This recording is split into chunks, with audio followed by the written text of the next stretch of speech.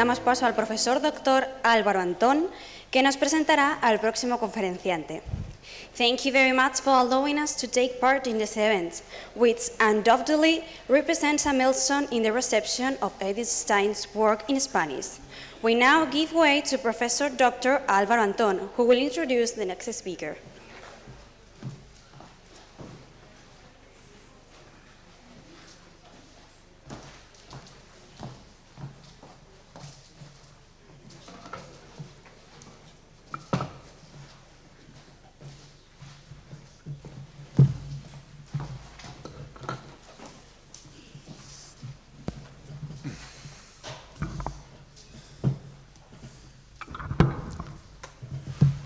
Muchas gracias. Doy la bienvenida a todos a esta segunda jornada de nuestra conferencia y las gracias en lo personal al comité organizador del Congreso por tener la gentileza de invitarme para presentar a quien es el primer conferenciante plenario de la sesión de conferencias del día de hoy, el profesor Francesc Torralba, que me acompaña en la mesa y que nos concede y nos regala el privilegio de contar hoy con su enseñanza y su magisterio. No me voy a extender mucho porque no es necesario muchas palabras para presentar al profesor Francesc Torralba, porque de él hablan fundamentalmente sus numerosos artículos de investigación, libros, ensayos, artículos periodísticos también. Francesc Torralba es profesor del área de ética en la Universidad Ramon Llull de Barcelona, doctor múltiple, diríamos, en las áreas de filosofía, de teología, de historia y arte, y últimamente también en el área de pedagogía, con una tesis doctoral en torno al pensamiento justamente, y por eso lo destaco, únicamente por esto lo destaco al pensamiento de Edith Stein, que amadrina y da nombre a la conferencia en la que nos encontramos. El pensamiento de Francesc Torralba, desde luego, es muy amplio, está, como digo, plasmado en sus numerosos artículos de investigación y libros que llevan su rúbrica, y entronca principalmente con las áreas de la antropología filosófica y de su derivación al estudio de la acción del hombre, por tanto la ética, que aborda desde una perspectiva personalista, pero desde luego que no renuncia, sino todo lo contrario, a la relación y a la interpretación del pensamiento clásico, y que, dada su dilatada trayectoria y profundidad de pensamiento, pues se ha extendido a lo largo del tratamiento de numerosas cuestiones definitivas de la naturaleza del hombre, a saber, el sentido de su vida, el sentido del sufrimiento, la muerte, su relación con Dios, etcétera, ¿verdad? Todo ello, la profundidad y el impacto del pensamiento del profesor Francesc Torralba, le ha llevado asimismo a ocupar diferentes posiciones en prestigiosas instituciones. A la sazón ha sido nombrado por el Papa Francisco miembro del Dicasterio para la Cultura y la Educación, es miembro de la Real Academia de Doctores, etcétera, etcétera, y también cuenta en su haber con numerosos premios destacados en el ámbito ensayístico, ¿verdad? Por tanto, para nosotros es un privilegio contar con tu presencia y con tu enseñanza. Buen día, buenos días, Francesc. Tienes la palabra. Muchas gracias. Muy bien, pues gracias por la presentación. Muy buenos días. Gracias también por la invitación. Es un honor, es un privilegio participar en este congreso.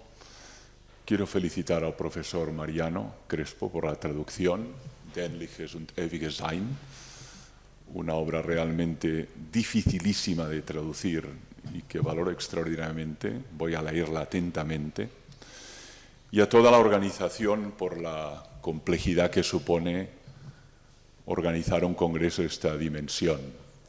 Gracias por la invitación y por su atención. También saludo a los profesores extranjeros, permítanme esta salutación. Thank you very much for coming. I would like to speak in Spanish. I will speak slowly to facilitate the work to the translators. I would like to speak about the purpose of education in Edith Stein's philosophy. The first time I will clarify some concepts, and the second part I will to speak on the purpose of education according to Edith Stein's philosophy. That's my goal. That is what I want to do this meeting. And thank you very much. If you have any question, I would like to answer after my speech. Bien, voy a tratar de explicar en primer lugar lo que me propongo. El título es muy claro. Se trata de abordar el telos, esto es el fin, el objetivo, el propósito de la Bildung en Edith Stein, ¿no? La palabra Bildung tiene mala traducción en otras lenguas. Nosotros la traducimos como formación. Sería lo más cercano a la paideia, según los griegos, a pesar de que Stein le da un significado muy original, muy singular, que voy a tratar de clarificar a lo largo de esta presentación. Pero el objetivo sobre todo es presentar el para qué, la causa final de la práctica de la formación, la causa final de la Bildung. Para eso es clave una primerísima fase de clarificación conceptual. Stein utiliza tres términos: Unterrichtung, Erziehung, und Bildung, que no son exactamente lo mismo. Yo me centraré exclusivamente en la Bildung, ¿no? Pero propiamente en las muchas de sus obras y textos y conferencias y monografías dedicadas a la educación, utiliza estos tres vocablos, aunque yo me centraré, como digo, exclusivamente en la Bildung, ¿no? Stein tiene una verdadera voluntad de clarificar el uso de las palabras, ¿no? Quizá eso lo heredó de su maestro y mentor Edmund Husserl, la voluntad de articular un lenguaje claro y riguroso, ¿no? Yo creo que de algún modo die Klarheit, ¿no?, la claridad, es algo que está en su horizonte mental, ¿no? En eso yo creo que comparte la misma voluntad de Wittgenstein, ¿no?, que nunca conoció, nunca cita, pero que por otro lado comparten una gran parte de biografía, ¿no? Stein nació en el 91, Wittgenstein en el 89, y también en Wittgenstein la voluntad y la finalidad de la filosofía se lo expresa en el Tractatus de 1921, es la clarificación lógica de las palabras. Por lo tanto, tratar de expresar qué significado damos a ciertos significantes. Yo creo que esta voluntad de claridad atraviesa toda la obra de Edith Stein y me centraré esencialmente en ese vocablo, que es el vocablo de Bildung, ¿no? Quizá también esa voluntad de claridad la tenía nuestro inigualable José Ortega y Gasset en su tan citada y manida expresión: la claridad es la cortesía del filósofo. Pues en cierto modo yo creo que la voluntad de Stein era clarificar. Otra cosa es si es posible hacer posible esa voluntad de rigor conceptual y simultáneamente esa voluntad de clarificar las palabras. En cualquier caso, mi propósito es aclarar qué es la Bildung y cuál es su propósito. Lo que voy a hacer está de algún modo desarrollado muy exhaustivamente en la que fue ciertamente esta tercera tesis doctoral dedicada exclusivamente a la Bildung en Stein y que publiqué en la BAC en 2020. Han pasado 3 años, la bibliografía sobre Stein sigue creciendo exponencialmente y naturalmente hay algunos aspectos de esta obra que ya reescribiría de otro modo en el presente, pero en cualquier caso sigue siendo mi fuente de inspiración fundamental, ¿no? Y una última cuestión preliminar. Yo creo que lo más relevante cuando hablamos de la Bildung en Stein es poder, de algún modo, hacer viable este concepto en los lugares donde se forman a maestros, pedagogos y profesores.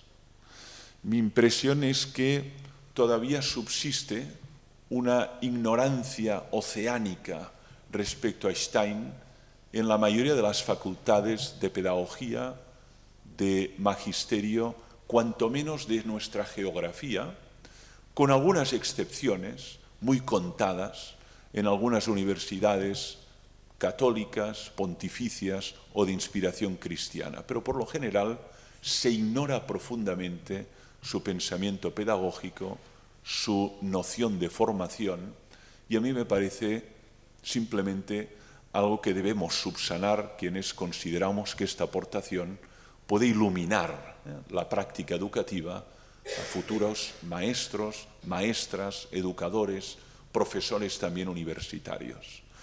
Por lo tanto, mi interés no es únicamente conceptual, sino que mi interés es que de algún modo esta noción de formación también llegue a quienes tienen como tarea principal formar a personas en las aulas o formar a personas en otras instituciones no formales de tipo educativo. Dicho eso, empiezo por mirar de clarificar Bildung, y por lo tanto esta noción de formación en nuestra lengua, ¿no? Y empiezo aproximación negativa. ¿Qué no es la Bildung? La Bildung, dice textualmente Stein, y cito ya el primer texto, es un texto de 1931, Grundlagen der Frauenbildung, los fundamentos de la formación de la mujer. La formación no es la posesión de conocimientos exteriores,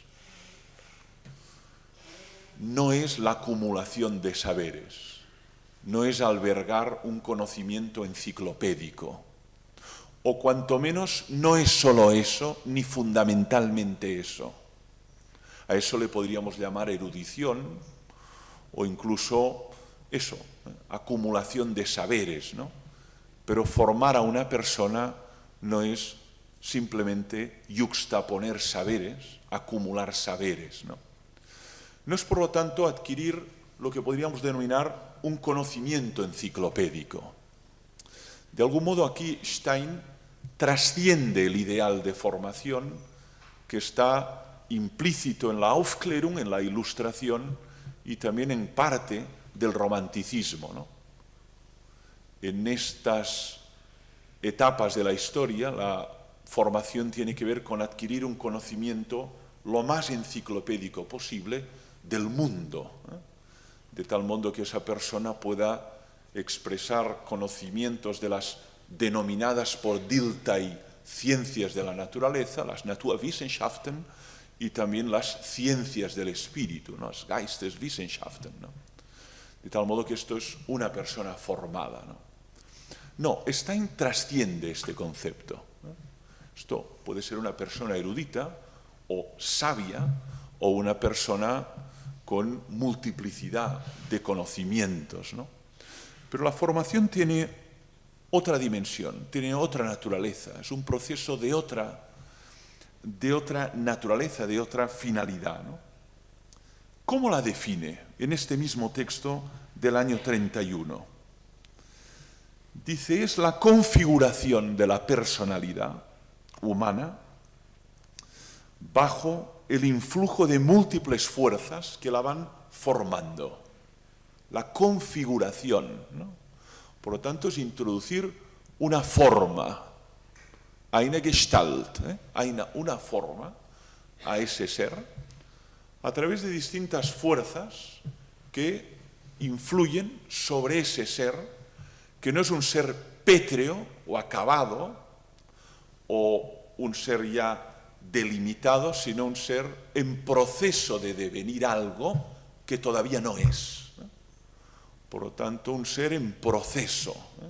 Aquí el verbo que utiliza esencialmente es el werden, ¿no?, que es ese verbo que traducimos como devenir o indica llegar a ser algo que todavía uno no es, ¿no? En cualquier caso, no es acumulación de saberes, sino una configuración de la personalidad, donde influyen distintas fuerzas.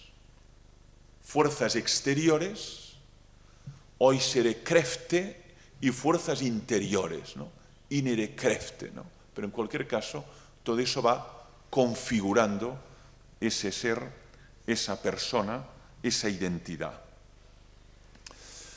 Aquí quiero subrayar un elemento clave que estará muy dicho a lo largo de sus textos, ¿no? Se trata de un proceso infinito.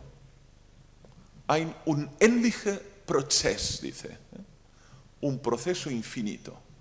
Por lo tanto, que de algún modo siempre estamos formándonos y siempre estamos formando a los demás. Incluso el maestro no es un ser formado, no le podemos utilizar la fórmula verbal participio, porque significa ya que está acabado, terminado.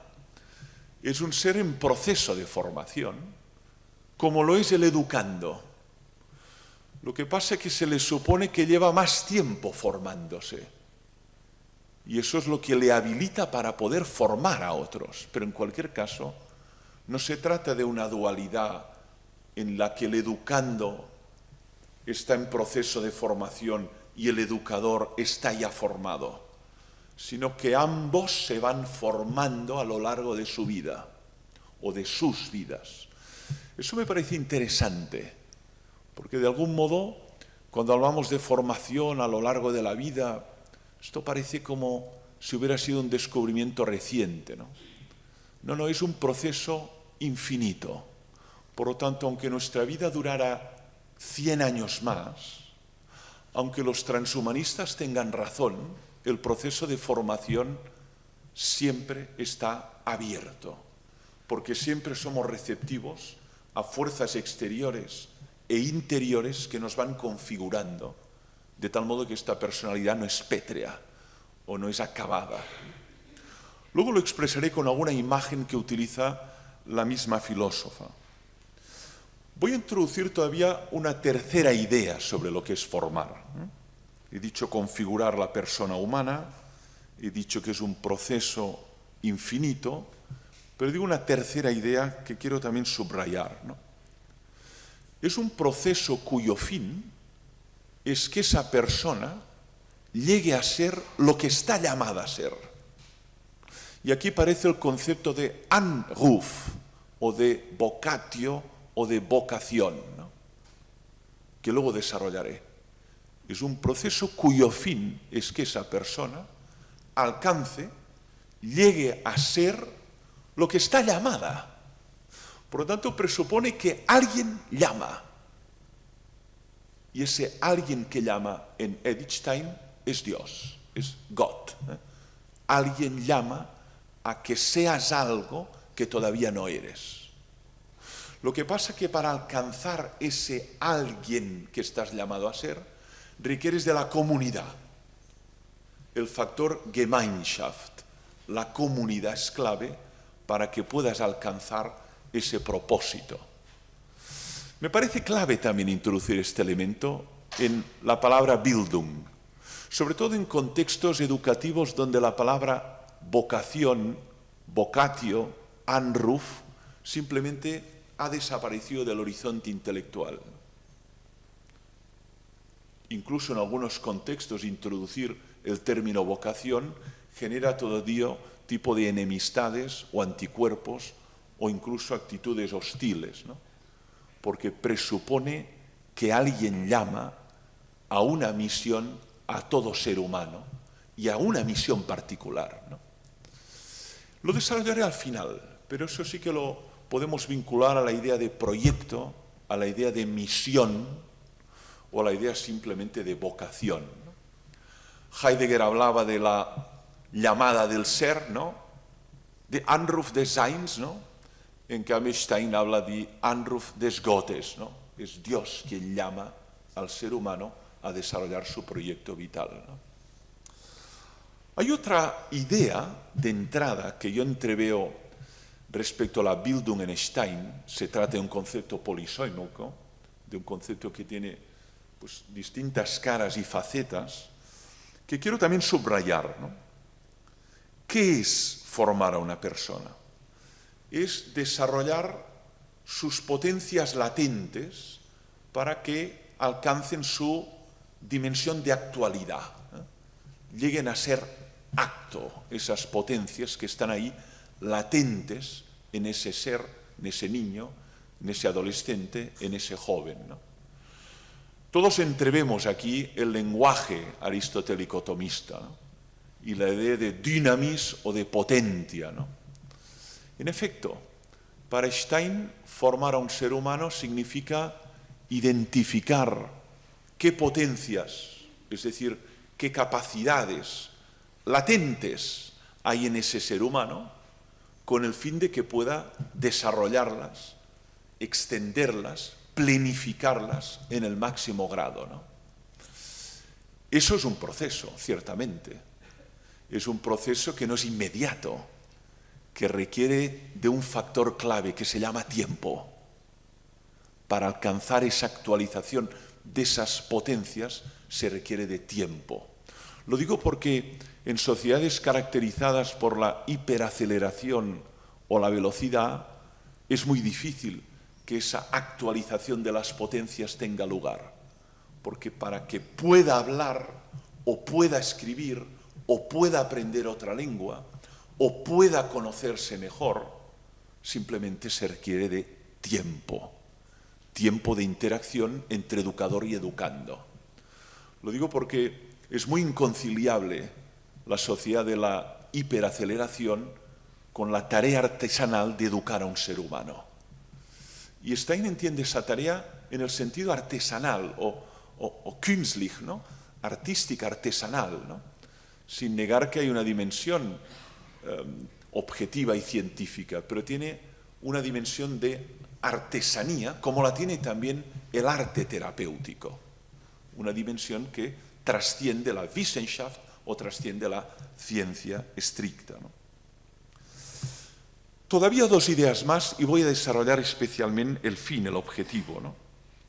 Cuando Stein habla de Bildung, ya no etiqueta la idea de integral, holística o global, porque lo integra al mismo concepto. Sería como una especie de tautología, ¿no?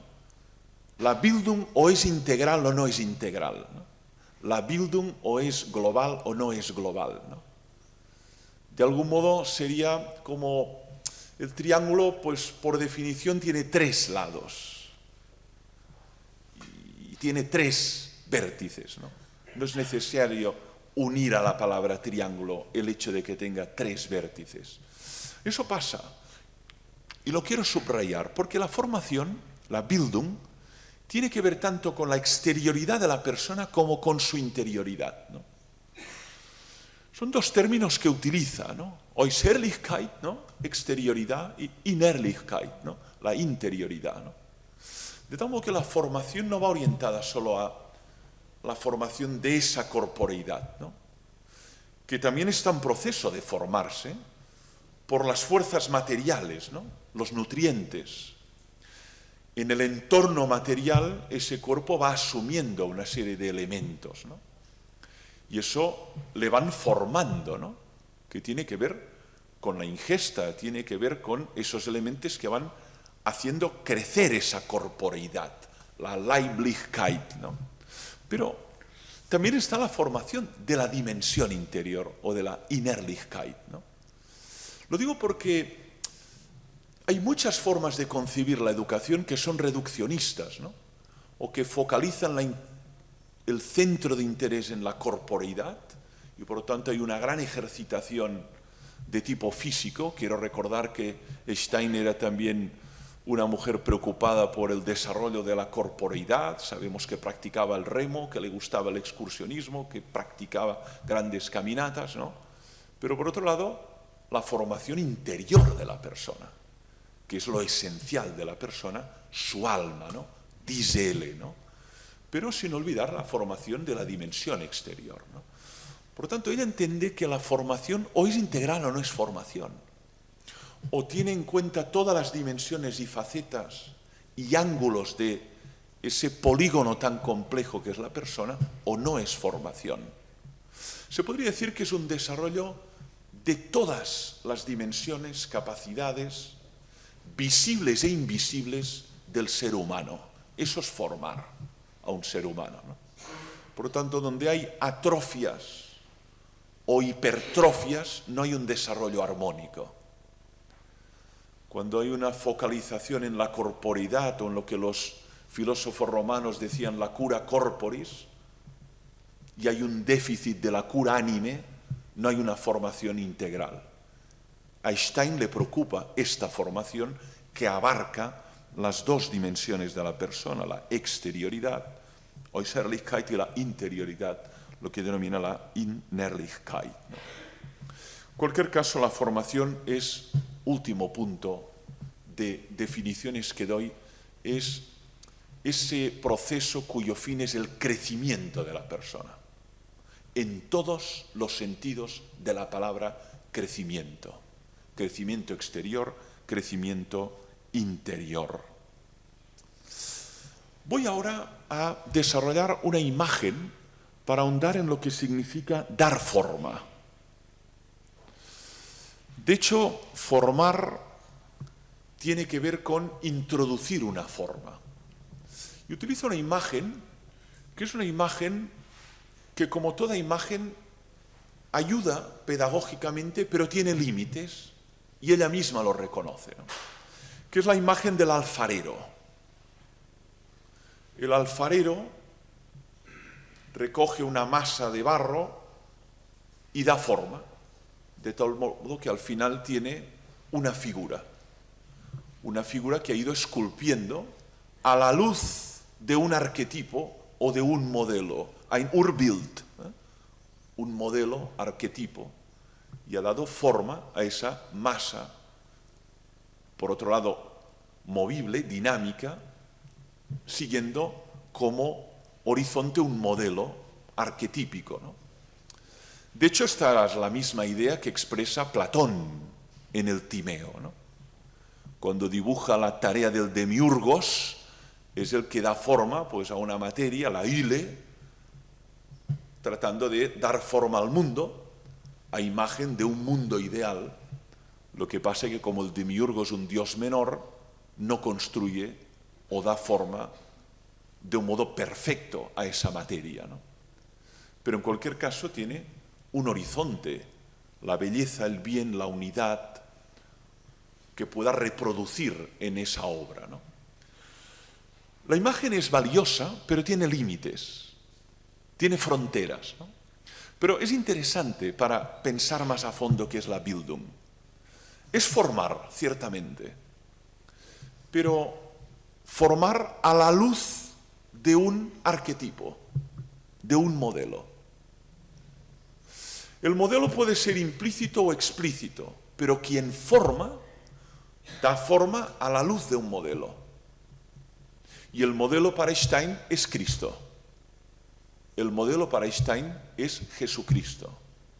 El modelo que debe el educador tener en su cabeza cuando se dispone a formar a un ser humano.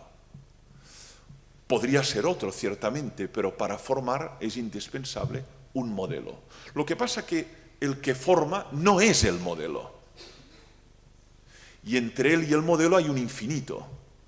Pero en cualquier caso hay la voluntad de imitar a ese modelo para dar forma a ese ser que está en proceso de devenir alguien que todavía no es.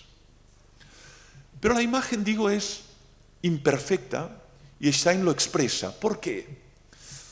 Porque el alfarero se encuentra con una materia que es una materia bruta, una materia primera, ¿no?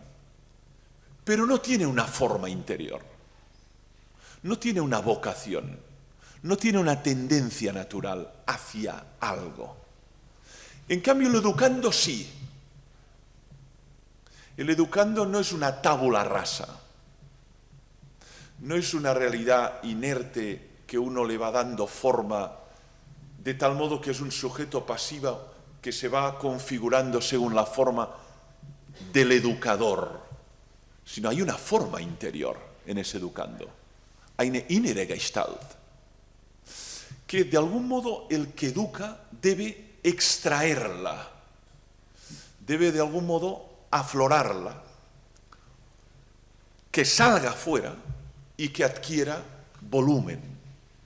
Lo cual significa que no es un proceso donde hay una realidad inerte que va configurando, sino que se trata también de extraer esa forma interior para que aparezca con toda su fuerza y toda su identidad en el mundo. Por lo tanto, su individualidad, su singularidad, que para Stein es irrepetible y exclusivo de cada ser humano, individuum ineffabile est. Lo expresa en algún texto que luego citaré, ¿no? El misterio de la individualidad no tiene posibilidad de disolución racional. Intentarlo es un absurdo.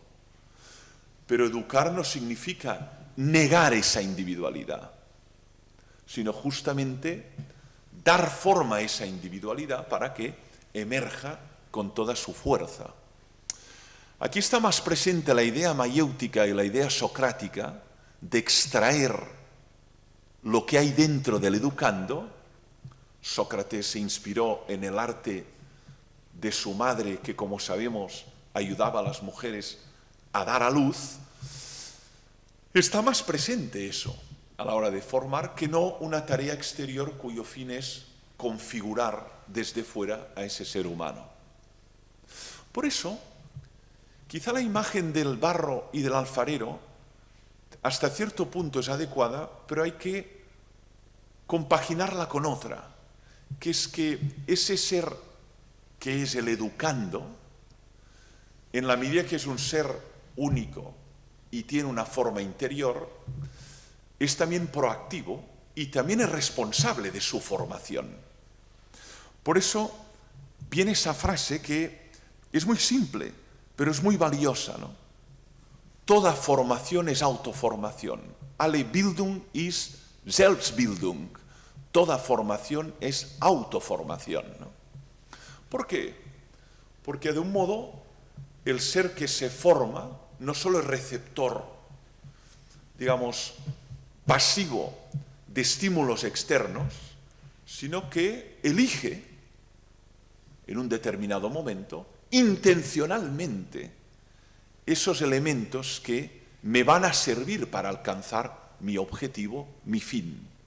Y se acerca a determinadas bibliotecas o a determinados diálogos o a determinados maestros para desarrollar su proceso vital. Es lo que hizo Edith Stein cuando se trasladó justamente a Göttingen para escuchar a Husserl y se presentó en su despacho diciendo que quería formar parte de su círculo, a lo cual Husserl le preguntó simplemente si había leído las Logische Untersuchungen de 1900 y si las había comprendido. Y entró a formar parte de ese círculo. Pero aquí hubo un proceso proactivo de autoformación o de Selbstbildung, ¿no? En la medida en que el proceso de formación tiene una dimensión, digamos, no intencional, recibe uno fuerzas exteriores, recibe impactos, estímulos, que no había premeditado, buscado, programado, pero también tiene una dimensión voluntaria, en la medida en que yo busco a quienes podrán hacerme crecer en un determinado ámbito o desarrollar áreas o comprensiones que por mí misma no alcanzo, ¿no? Por eso dice que sí, en la formación hay fuerzas exteriores e interiores, hay una dimensión voluntaria e involuntaria, pero en ese entorno uno es capaz de elegir lo que quiere leer, a quien quiere seguir lo que quiere explorar a fondo para seguir creciendo. Eso significa también capacidad crítica, capacidad de discernimiento, que es lo que se le supone al educando en un determinado momento de su desarrollo vital, ¿no? Por lo tanto, no somos simplemente receptores de estímulos del Umwelt, ¿no? Lo que a veces se traduce, con permiso del doctor Crespo, el mundo circundante, ¿no? O el mundo que de algún modo circunda a la persona. Muy difícil traducción. Yo, vaya, valoro infinitamente a los que traducen porque es terriblemente difícil, ¿no? Umwelt, ¿no? El mundo que nos circunda, ¿no? En cualquier caso, educar o formar a personas es una tarea que tiene una dimensión voluntaria e involuntaria, interior-exterior, pero una tarea donde el yo es un sujeto también responsable y partícipe de este proceso. Por eso toda formación, en último término, es Selbstbildung. Todavía quiero indicar otro elemento que tiene que ver con un aspecto central, que es los límites de la formación, die Grenze der Bildung, ¿no? Los límites o fronteras, ¿no? Pensamos en la obra de Kant, algunos la traducen como los límites de la religión, bueno, las fronteras de la religión, ¿no? La religión dentro de los límites de la razón, ¿no? Las fronteras de la razón. La formación humana, que es la que nosotros podemos hacer, tiene límites. Tiene límites. Y Stein analiza muy a fondo estos límites, estas fronteras, ¿no? ¿Por qué? Porque la formación tiene en primer lugar un límite que es el educando. Hay algo dado en él. Y esa naturaleza dada tiene unas capacidades que en un ser humano son de un tipo, en otro ser humano son de otro tipo. Y eso lo constatamos que nos dedicamos a la docencia hace más de 30 años en el aula. Hay una diversidad de talentos. Hay una naturaleza dada. Eso que Marion diría, le doné, esto es lo dado. Gegebenheit, eso ha sido dado, ¿no? Y con eso trabaja uno. Pero hay algo dado. De algo modo que no es un níquel, no es una nada, hay algo dado. A partir de lo que se forma. Vuelvo a la imagen del alfarero. Se encuentra con un barro y da forma.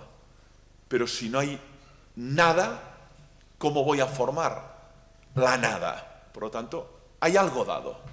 Eso ya es una primera resistencia. Hay materiales que permiten una ductilidad, que permiten un desarrollo, y materiales que no lo permiten.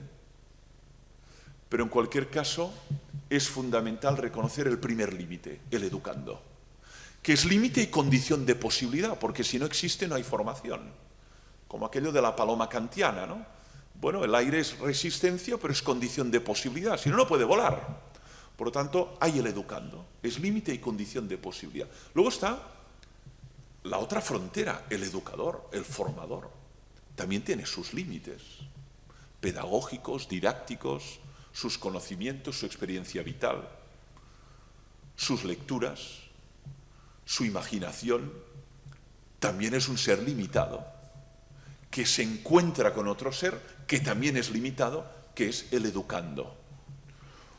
Es decir, no es el Mesías, no es el Salvador, no es Dios, el formador humano. Dios, como veremos al final, educa dentro. Intus docet, ya decía San Agustín en el De Magistro, ¿no? Y Stein, que sigue a San Agustín a través de la lectura que hace de San Agustín Santa Teresa de Ávila en vida o en Castillo Interior, pues también asume la idea que quien educa desde dentro es Dios. El magister interior, dice en el De Magistro San Agustín, ¿no? Pero vuelvo al formador exterior. ¿Tiene límites? Como tiene límites el educando. ¿Y luego qué hay? Hay otra frontera, hay otro límite, que es el Umwelt. ¿Usted dónde ha nacido? ¿En una favela de Río de Janeiro? ¿En una villa del Gran Buenos Aires? ¿O ha nacido en el campus de Harvard? ¿Usted dónde ha nacido?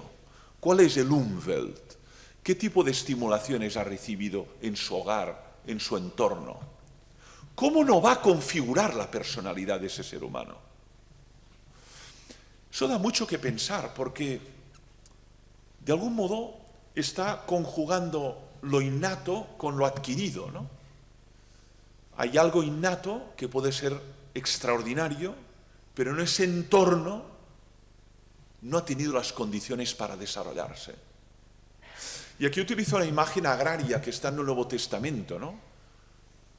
La semilla y la tierra. ¿Dónde ha caído esa semilla? Porque la semilla era de roble, ya, pero si tuvo la mala suerte de caer encima del alquitrán, por semilla potente que fuera, no puede arraigar ni puede emerger de ella un tallo, ¿no? Muere. Y sin embargo, si tiene la suerte de caer en una tierra esponjosa, donde hay la humedad suficiente, donde además hay un jardinero que cuida el desarrollo de ese primer tallo tan frágil, puede llegar a ser un roble milenario, como algunos árboles protegidos en tantos lugares de nuestro país, ¿no? Era una semilla. Esto da mucho que pensar porque significa el valor del Umwelt y luego de la comunidad que sostiene, ayuda, acompaña este proceso formativo, que es algo que a veces olvidamos en sociedades hiperindividualistas, que el proceso formativo no depende de un sujeto, sino de una interacción de sujetos que forman una comunidad. Gemeinschaft, no Gesellschaft. Stein recoge la distinción de Tönnies, Gemeinschaft und Gesellschaft. Dice, esta comunidad de personas que a lo largo del tiempo acompañan a ese educando a desarrollar su potencial. Esto es una comunidad educativa, esto es una escuela, esto es una universidad, ¿no? Por lo tanto, la formación o es comunitaria o no es formación, porque no hay un ser único que desarrolle este proceso. Hay una interacción de seres a lo largo del tiempo o de un periplo, cuanto menos de la biografía de ese ser humano.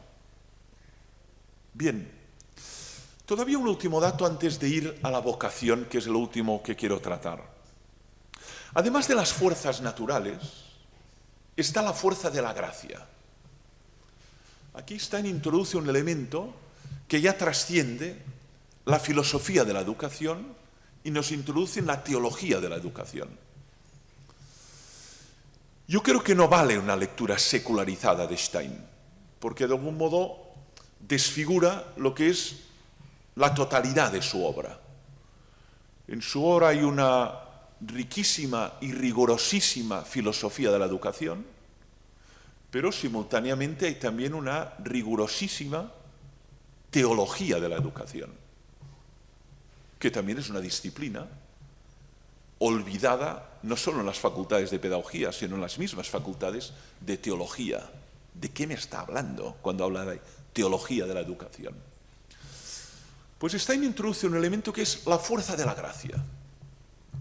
Lo cito porque lo expresa muy claramente en este texto que ahora voy a citar. Es el texto justamente de 1930, Grundlagen der Frauenwelt, otra vez, ¿no? Solo hay una fuerza configuradora que, a diferencia de las hasta aquí mencionadas, no está ligada a los límites de la naturaleza, sino que puede transformar desde lo interior la forma misma. Es la fuerza de la gracia. Bien.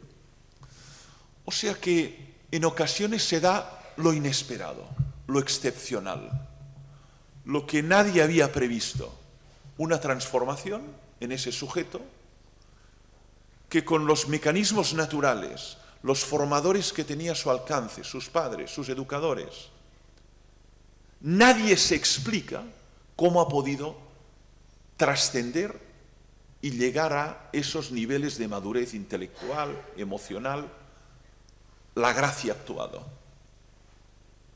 Esto significa un don de Dios, que Dios ha actuado, ha intervenido en ese ser humano elevándolo a una dimensión que es inexplicable humanamente. Por tanto, está refiriéndose a que hay un tipo de fuerza que está fuera del control y que puede generar una conversión, una metamorfosis, ¿no? Recuerden Kafka, Die Verwandlung, ¿no? Una metamorfosis que no sea explicable racionalmente. Lo cual tiene su interés y que quizá en nuestras biografías podemos identificar situaciones de este tipo que no podemos explicar con los elementos naturales que estaban en ese entorno. Que todo apuntaba a la destrucción, o todo apuntaba a la indigencia, o todo apuntaba a una vida fracasada y catastrófica. Y sin embargo, irrumpe un ser con unas capacidades y una voluntad de amar que no se explica en ese entorno donde fundamentalmente solo recibió hostilidad y odio. Por tanto, está la fuerza de la gracia, que puede transformar, dice, desde dentro a ese sujeto y por tanto generar irrupciones que no eran previsibles racionalmente. Voy al último aspecto, que es el de la vocación, el del Anruf, ¿no? Aquí parte de una idea que naturalmente es muy discutida por filósofos de la educación, de que todo ser humano nace para desarrollar un determinado objetivo, propósito, ein Zweck, ¿no? Un fin, una finalidad determinada, ¿no? Otra cosa es que no sea capaz de identificarla, reconocerla, o simplemente no sea capaz de auscultarla, pero en cualquier caso somos seres llamados. El tema de la vocación, el tema del Anruf, y esa llamada es personal.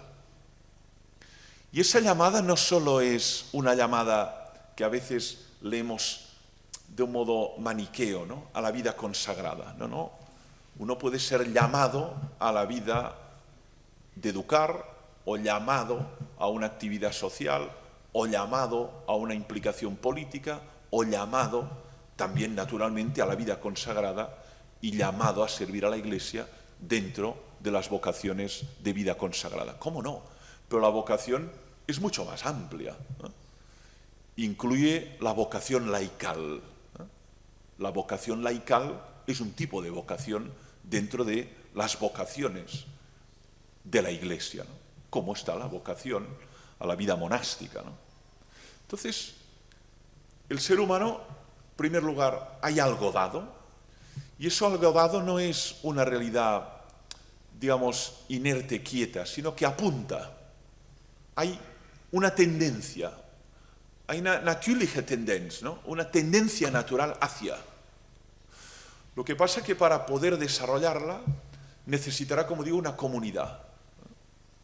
Supongamos que esta niña se siente llamada a curar a personas, por tanto a convertirse en médico. Es su vocación, que luego se convierte en pasión y en beruf, en profesión, ¿no? Como el Anruf se convierte en beruf, ¿no? Pero para alcanzar ese objetivo necesita de una verdadera comunidad de personas que le ayuden también en sus momentos de debilidad, de contradicción, de flaqueza, a persistir en esa vocación, ¿no? Entonces, eso es interesante porque en el fondo significa formar también es ayudar al autoconocimiento. Formar es que esa persona se conozca para qué está hecha. El Wozu, ¿no? El Wozu leben, ¿para qué vives? ¿Eh? ¿Cuál es el objetivo, ¿no? El propósito, el fin, ¿no? Y eso requiere un tipo de intervención educativa que está muy lejana de nuestros horizontes habituales, donde lo esencial está pues en el qué o en el cómo, ¿no? Que enseñar la materia o cómo enseñar, ¿no? Pero ¿y el para qué? ¿Para qué enseñamos, ¿no? Pues enseñamos para que ese ser humano identifique para qué está hecho y que pueda llevarlo a término. Porque ahí está la base de su plenitud, que pueda vivir conforme a esa vocación, conforme a esa llamada. Entonces aquí lo subrayo porque ahí es donde introduce la cuestión teológica, ¿no? Yo creo que entre las fuentes de inspiración de la teología / filosofía de la educación de Stein, además naturalmente de Santa Teresa y por supuesto de su maestro y mentor Edmund Husserl, juega un papel clave San Agustín. De tal modo que ella parte de la idea, lo leeremos, que en el fondo de ese Selbst o de ese autos está Dios. En el fondo, en el Grund, ¿no? O en el Hintergrund, ¿no? Detrás de ese fundamento del yo, está Dios, ¿no? Y que Dios convoca y Dios llama. Otra cosa es la respuesta. Y Antwortung, puedo responder o no responder, pero Dios llama a que desarrolles una tarea, una vocación, una misión, con el tiempo que te ha sido dado, que por otro lado no sabes cuánto será, si breve, si largo. Por lo tanto, Dios enseña dentro, es el maestro interior. Y aquí naturalmente todos pensamos en el texto de San Agustín, en lo más íntimo de mí está Dios. Dios enseña desde dentro, ¿no? La verdad, no vayas fuera, ve dentro, dentro habita la verdad, ¿no? Los soliloquios o las confesiones de San Agustín, ¿no? Ahora lo leeré y lo ilustraré con dos fragmentos que lo expresan de una manera muy clara, ¿no? Primero uno respecto a la individualidad, y con eso iré concluyendo. Este texto es del año 1926. Wahrheit und Klarheit im Unterricht in der Erziehung, ¿no? Verdad y claridad en la enseñanza y en la educación. La individualidad, cito, es el último misterio que ningún hombre puede penetrar plenamente. Utiliza el término Geheimnis, que también utiliza Jürgen Moltmann, Jungel, cuando habla del misterio del mundo, ¿no? Dios misterio del mundo, ¿no? Es el último, dice, misterio que ningún hombre puede penetrar, ¿no? Ni siquiera él mismo. Por tanto, que de algún modo Dios nos conoce mejor que lo que nosotros podemos llegar a conocernos jamás. Eso es San Agustín, eso es Santa Teresa, eso es Santa Benedicta de la Cruz, ¿no? Querer penetrarla, sigo con la cita, plenamente es una empresa absurda. Así es la última verdad sobre la educación a la que hemos llegado.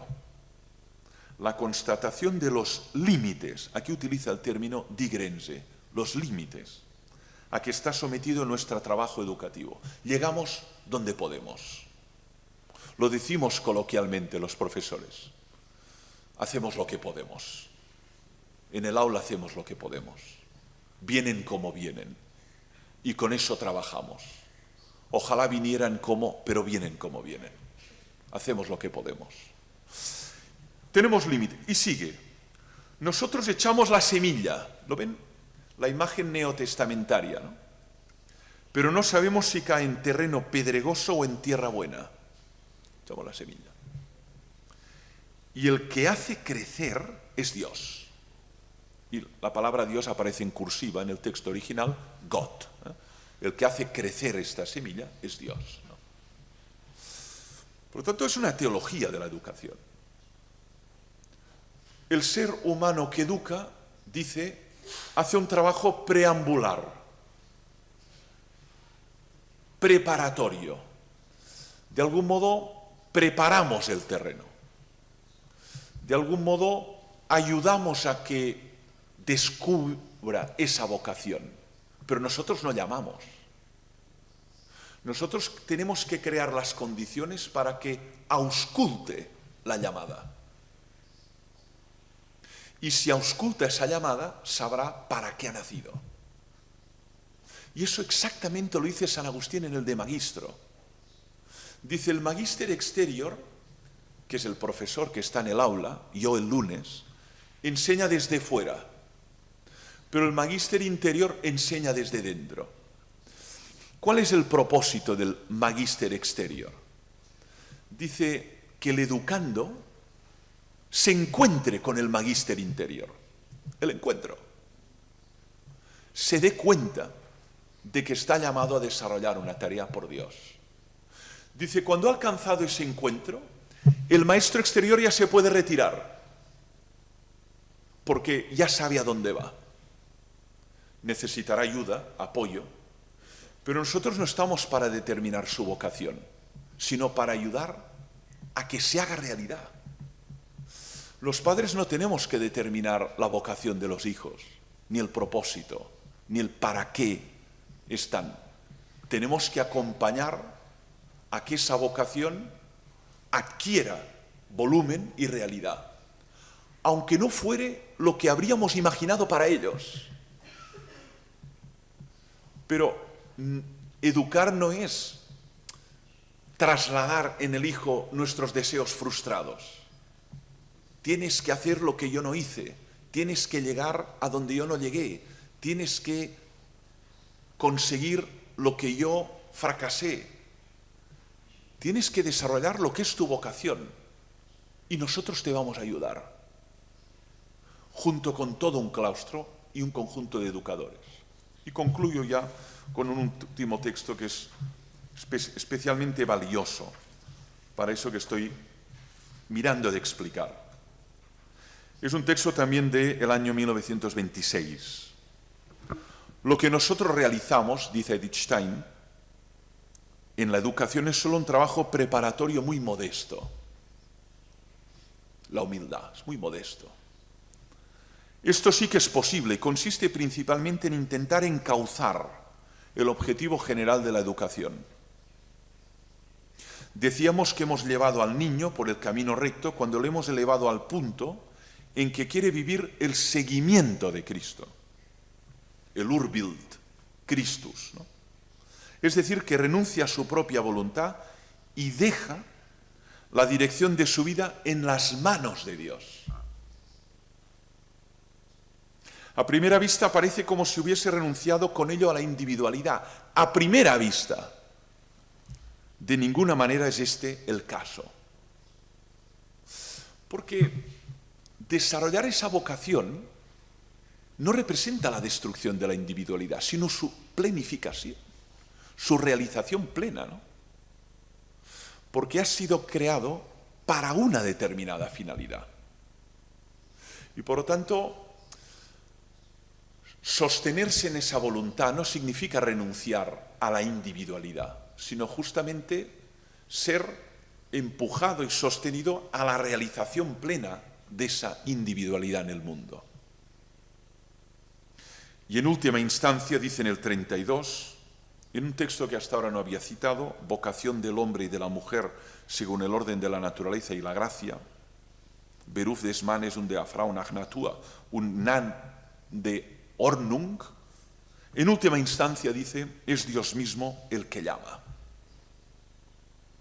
Él es quien llama a todo ser humano para algo a lo que está llamado.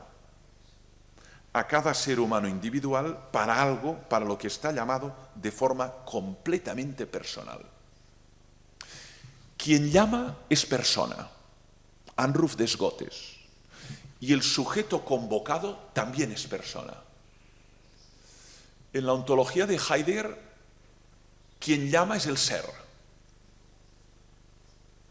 Anruf des Seins, ¿no?